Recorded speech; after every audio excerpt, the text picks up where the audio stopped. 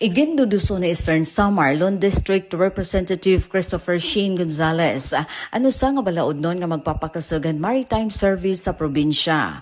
Pinaagan House Bill No. 8698 ang natigda nga marina satellite office sa bungtuhan giwan in pakikisgun nga hihimuon nga full-fledged extension office.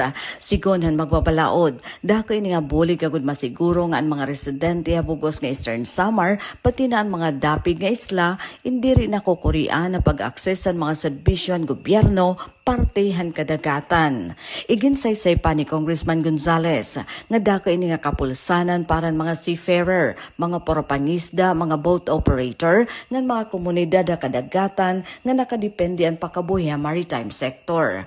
Iginsumat gihapon ng magbabalaod nga hapag kaya na kadak-anpahan mga taga-iste inagbibiyahin herayo ti pakadto Leyte nga nagastuhin dako para lamaasikaso ang ira mga dokumento.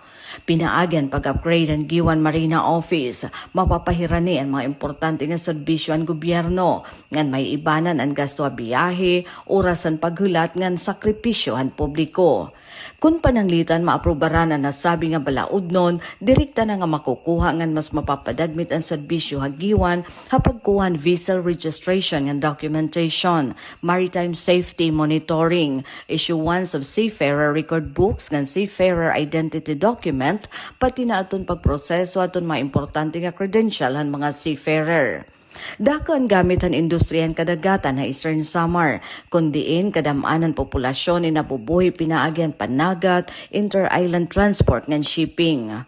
Congressman Gonzales nga nagserbi hadto como alkaldehan giwan ng vice-gobernadoran Eastern Samar, innalaong nga ini nga balaod nun, in magiginyawi gihapon han mas taluwas nga sarakyan na dagat, ngan mas mabaskag nga suporta para ang mga lokal nga negosyante ha shipping industry.